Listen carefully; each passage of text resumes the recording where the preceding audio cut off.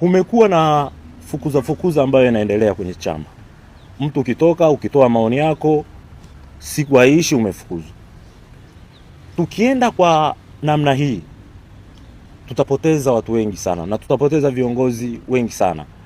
Kwa sababu watu wana hasira. Watu wana hasira kwamba kwa nini makamu anakula pesa?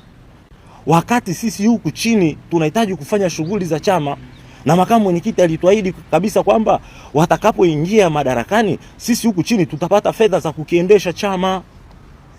Hasa leo mtu ukitoka ukiongea unafukuzwa.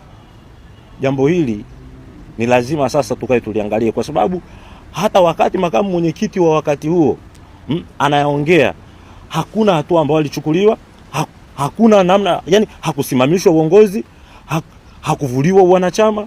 Sasa hivi vinavyoendelea vitakuwa ni vitu vya ajabu ndani ya chama chetu. Na chama sasa hivi kinaendeshwa kwa jinsi ambavyo hatujawahi kushuhudia. Na ndio maana tunazidi kusisitiza, tunaiomba serikali imwachie mwenyekiti wetu wa chama taifa ili tuweze kukijenga chama chetu. Na vile pia hawa wafanyabiashara ambao wanatoa fedha kwa Chadema, niwaombe na niendelee kuwasisitiza kwa sasa wasitishe zoezi hilo. Kwa sababu ni kweli na hapa niweke wazi, hawa wafanyabiashara ni muhimu sana waangalie nyendo zao. Juzi nilimtaja mfanyabiashara mmoja, leo sitamani kumtaja mfanyabiashara mwingine, lakini wakiendelea nitakuja hadharani na hoja ya milioni 256 ambazo mfanyabiashara mmoja alimpa Heche na walikutana mwaka jana Lubumbashi. Kwa hiyo kama wataendelea, sisi ukweli tunao na ushahidi tunao.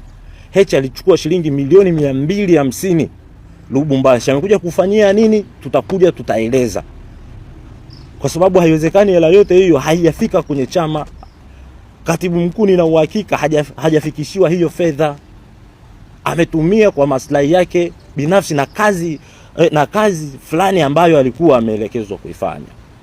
Kwa hiyo niwaombe sana chama changu, turejee kwenye misingi yetu ya demokrasia. Kukosoa sio dhambi, kwa sababu ni uhuru wa kikatiba, tena katiba yetu ya nchi, lakini vile pia pamoja na katiba ya chama chetu.